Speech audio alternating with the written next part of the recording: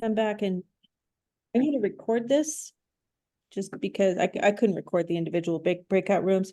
If there was somebody who should have been in your breakout room but is absent today, please be sure you communicate back to that person. So I'm going to ask people now to report what came out of your discussion. Paul, Christian, Jordan, you want to share your major points? Sure, I can try and do a quick summary, and then if people want to kind of tie in or add on things that we've missed. That what we really need to get to is kind of a minimum viable something we can put in people's homes, and that has some components of how, like, what filter do we need to go with, which I think Paul and Lisa, it sounds like are getting to what those specs are, even if they haven't figured out what's going to be, even if they haven't yet gotten to what is the unit, they know what the filter probably needs to do to be good enough. We need to finalize some information about, based on the type of usage we anticipate, how long would it be able to go to be replaced? They have an idea of how long it can run in the lab. How does that translate to the real world? And from the hardware integration side of things, I would really like to start getting some, hours on the clock with this hardware, even if it's in a fairly contrived setup or a not final hardware configuration. If we want this thing to be ready to go into homes, we need, ideally weeks, months of it just running in the background and not falling apart. So there's lots of puzzle pieces that need to come together, but we have a lot of converging paths, I think, identified. Okay. Did I miss something major? Any other additions from people who were in that meeting? That was a good summary from what I was picking up. Yeah. Yeah, life of the filter is like a big deal, and the expense to the user is a big deal. So we really do kind of need those numbers. But that was good. Okay. Erica, Marilee, Whitney. Yeah, I think we kind of talked in terms of three different directions. The first is the surveys that we've been discussing. I think, they're ready to go. So final rollout, actually getting those tablets into the weatherization hands would be, an initial success, which I think is very achievable. Starting to actually collect some data. And then that brings us to kind of the second topic we talked about, which was student support. So it'd be ideal to have an undergraduate student who could monitor the survey data as it comes in. So we're not just waiting till we get our, large number and hope that everything looks good. We can also do preliminary analysis as the data comes in, right? Write the scripts for how we're going to analyze it. And that'll expedite analysis at the very end. So getting, that undergrad student, hopefully I'm teaching an undergrad class, data analytics this semester. And so I'm hoping that I can just leverage a smart student from that class or a student that's struggling and needs some experience to become good at analytics. And then the other component of the student was getting a graduate student, to do some of this work. And, we've been thinking about creative ways to recruit students. And then the third direction was working with Christian on that HMI and really identifying what those objective measures are, and making sure that they tell us something meaningful before we actually put them in the houses and, don't have any pilot data. I don't want to take time on this, but yeah, I had that same interaction piece on my mind, Erica. I'll reach out to you all separately. We finally got our bits and pieces for our demo units on, so I'm gonna try in the next week or so have some things we can put on your desk, even if they're making up data, just so you can poke them and get feedback and all that. So. Yeah, that'll be perfect. I think that's anything else, Whitney or Marilee, that I missed? I think you did a good job. Thanks. Okay, so Dom, Will, Ellison, and I were in a group. Dom, I'm going to put you on the spot and and have you summarize, and then the rest of us can jump in. Yeah, let me know if I'm missing anything, but from the general gist, we kind of talked about, we've so far been kind of in the mode of just go, go, go, try and get into the homes, get out of homes. And now we're kind of on our last batch of homes. And so now it's going to be moving into more of analysis and trying to figure out what the data is telling us. And as of right now, it's kind of hard to keep that in mind, just given staffing shortages and not quite having a lot of hands on deck, and the prospect of adding more people, stuff like that. But yeah, that's kind of the new phase of trying to analyze and figure out what we have and how it compares to the old Epic data. And yeah, that's kind of what I got. And then Ellison brought up the issue of, I think, why she had originally pursued the Epic Homes project and having really long data sets, and asking the question, what measurements are useful? What can you discern about an intervention? And then to what extent do the measurements tell you about the intervention? I'm sure I'm paraphrasing you wrong, because you said it quite well, I think. And to me, the high time resolution measurements are a way of placing what is observed in context and identifying whether you have covered, one, whether you have covered a lot of different conditions for the home, and two, whether those conditions that you are measuring at are before and after are similar, or if not, can they be adjusted so that you can discern the influence of an intervention. I think Ellison also mentioned the important question, when is it not useful to make measurements? Are there some measurements that do not tell you anything because you're not able, and she didn't say this, but you're not able to place them in context. You try to compare them, you don't know what you're comparing. And Ellison, did I capture, do you want to add anything to adjust what I said? No, I don't think so. I think that captured it. Thanks. So to me, success would look like, yes, completing the measurements, but also having them contribute to a body of knowledge that allows you to answer those questions about context. And that includes some of the physical understanding that we're confirming around how homes function.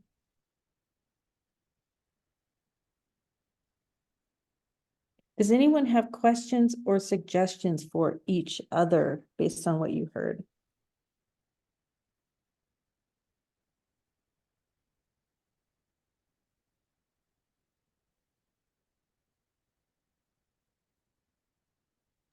The only thing that comes to mind, and this goes back to a conversation I think we had before the break, is I think we're in a bit of a risk that we're kind of siloed within our groups, and I think we're going to quickly hit to the point where we're sharing some of this information to the broader public. That there's some things that I probably, just speaking for me, like I assume that's quite obvious that we're going to do that or I can't do that. Making sure we're starting to do some of this crosstalk early before we go out and start sharing some of this information with the broader public, and suddenly realizing we're on the wrong page. So I don't know what the right way to do that is. If it's, we're going to have our 1-page flyer, and Don has the upper left corner and I have the upper right, and Communications has the bottom left or whatever, but starting to get some things in the same spot and seeing where our story doesn't stitch together, I think would be good to do sooner rather than later.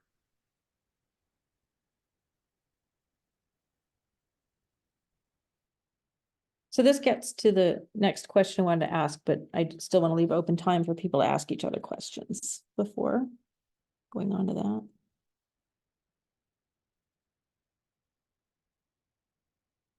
So I think the end of what I wanted to ask is we're fortunate to have a project where we can have teams of different flavors in it. and doing different things that could contribute to bolstering each other's knowledge. Given that, what does success of a team like this look like? What does it mean to be successful in the integration? And so I was thinking I could give everybody a couple of minutes to reflect on that, write, draw, scribble, do whatever helps your juices flow, and then come back and share around a little bit. So 2 minutes.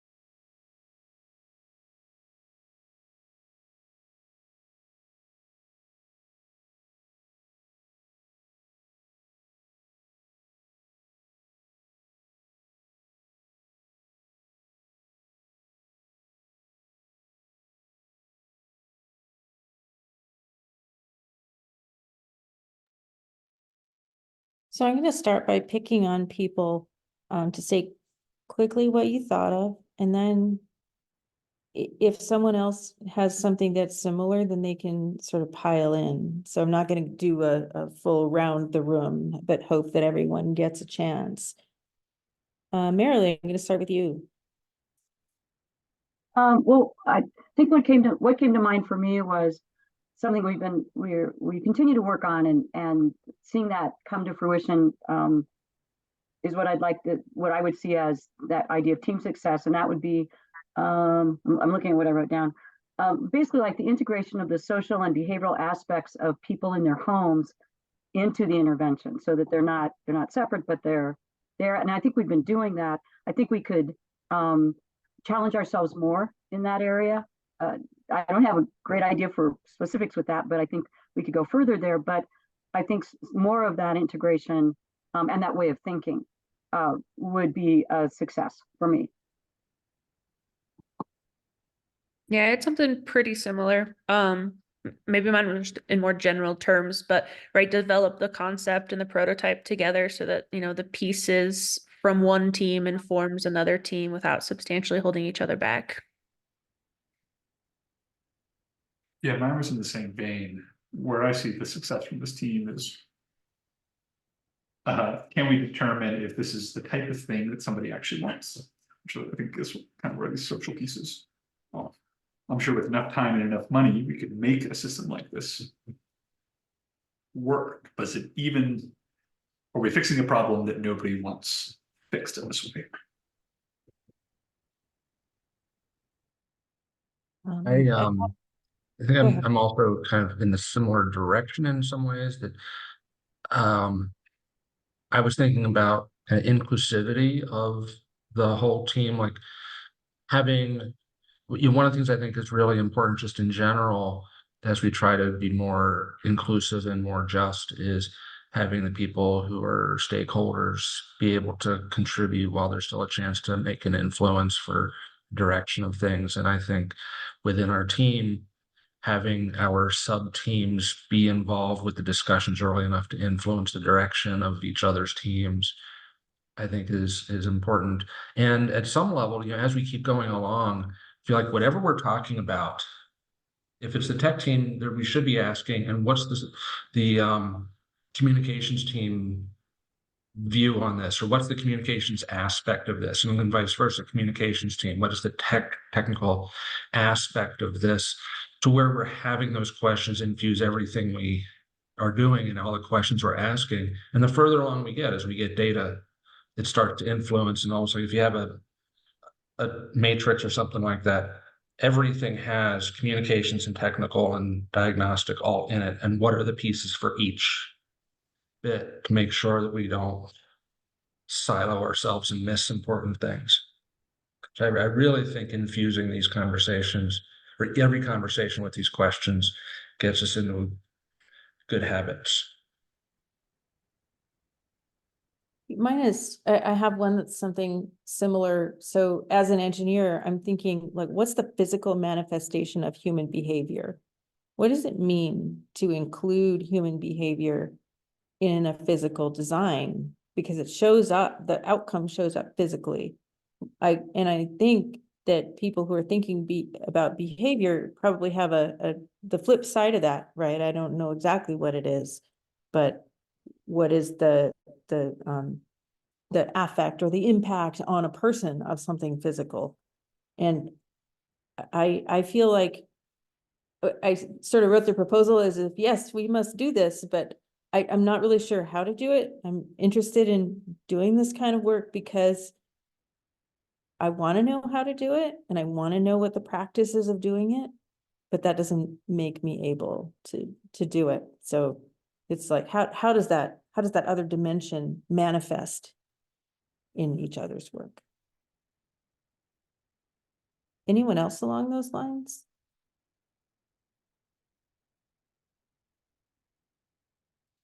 Okay, did somebody have something that was very different from this?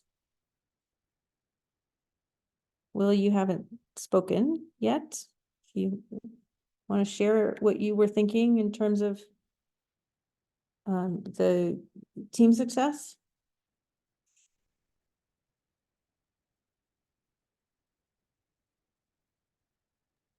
You're on mute. Yeah, sorry, I don't know. I don't think kind of drawn a blank. Sorry. Okay. Let's see, who else? Jordan?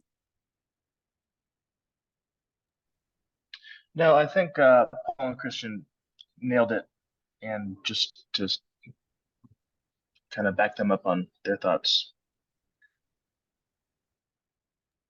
Yeah, I had a hard time with this as well. Part of me just wanted to say, as long as we accomplish everything that's in the proposal, that would be a success. But I think, kind of like Christian was saying, this is kind of something that needs to be interactive with the people. I mean, that's the whole point of this project, is trying to make it more accessible, beneficial, and making sure that that's something that they want. Allison? Got anything?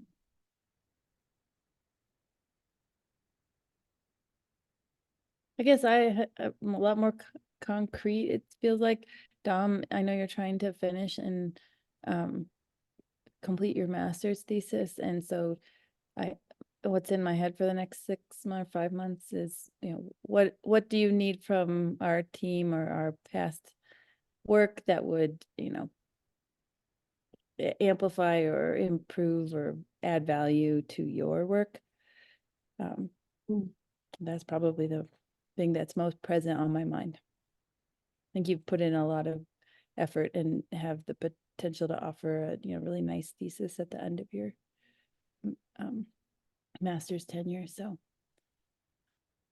and my thing is that's about a 6-month time frame.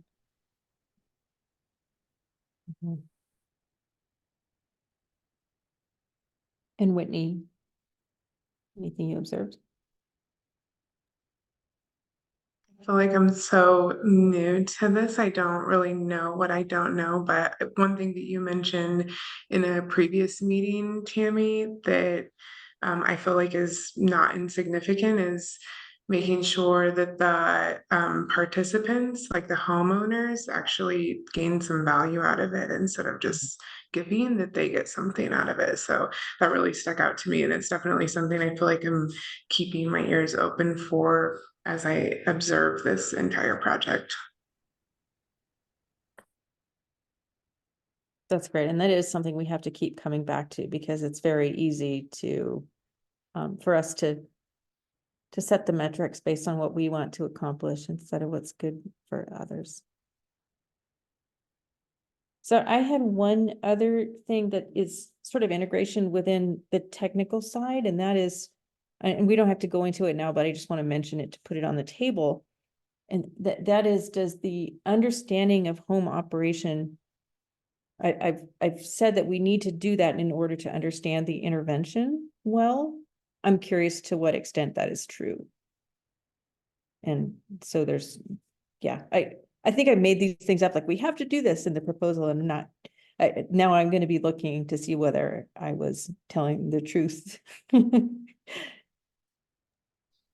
when you say home operation, do you mean like how the ducting and the HVAC works already, or like home operation, like how the user's gonna interact? That, the first one, because I think we covered the second one, like I think people mention how the user interacts, but I also think there's another component that is the environment independent of the user, or the environment as it interacts with the user. People's homes are different, and then I think there may be some value in having diagnostics of the home, as well as, or looking to see how the home is performing as the intervention is working. So there's some integration there too. Okay, we're almost at the top of the hour. Both of my meetings have gone long today. So I apologize for that, but thank you all for being here. Does anyone have anything they want to sign off with?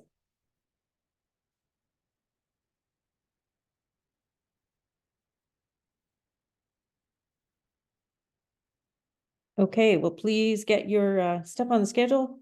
Thank you very much, and looking forward to see what happens this year. It's a big year for this project, so the homes will get done, some results will happen, and the homeowners will be happy. All right, thanks, everyone. Yeah, Thank you. Thank you.